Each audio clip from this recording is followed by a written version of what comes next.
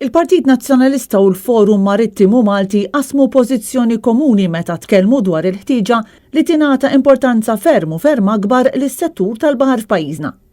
Dan il-qasam li impjega b'mod dirett miegħu madwar 12,000 persuna u 20,000 oħra b'mod indirett minn dejjem tqis bħala kruċjali għall Partit Nazzjonalista li fost l-oħrajn fetaħ il-Port Ħieles, proġett li mhux biss ħoloq eluf ta' impjigi iżda li jiġġenera leħ kbir lill-pajjiż.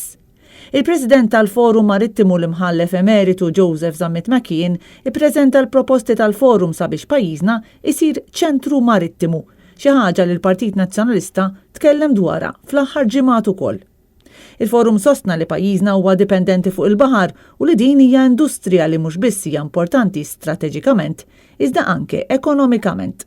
Skont il-Forum kull wieħed mit 12,000 persuna li taħdem f'dan il-qasam tiġġenera medja ta' 72,000 euro fis-sena fl-ekonomija tal-pajjiż u li dan is-settur jikkontribwixxi mal-25 miljun euro f'taxxa diretta fil-Kaxxa ta' Malta.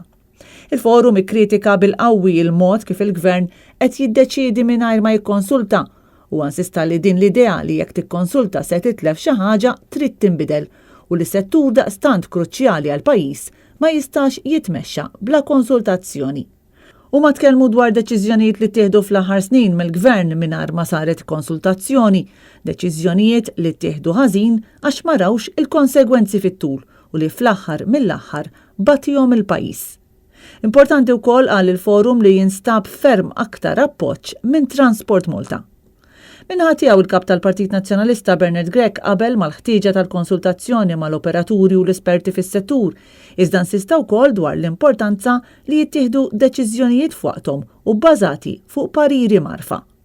Għal din il-laqgħa flimkien mal-kap tal-Partit Nazzjonalista attendew ukoll il-kandidati nazzjonalisti Joe Giglio, Errol Kutajjar u Emma Portelli Bonnici, id-deputat Tony Bezzina li ngħaqad b'mod virtwali kif ukoll il-President għar-Riċerka Politika Martina Karwana. Il-Forum li tmexxa mill-President kellu rappreżentanza wiesa li inkludiet lill-Assoċjazzjoni Legali Marittima, il-Palumbo, il-Malta Dockers Union, lill-Piloti, lil Tag Malta, lil Freeport u lil Valletta Terminal.